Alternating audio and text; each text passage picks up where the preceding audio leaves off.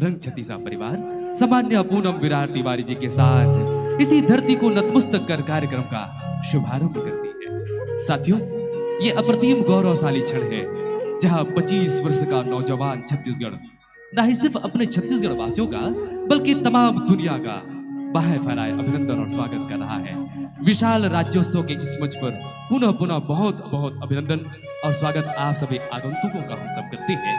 और चलें छत्तीसगढ़ के गीतों के साथ, छत्तीसगढ़ी संगीतों के साथ छत्तीसगढ़ की संस्कृतियों का भी दर्शन आप सभी साथियों के बीच हम करते हैं।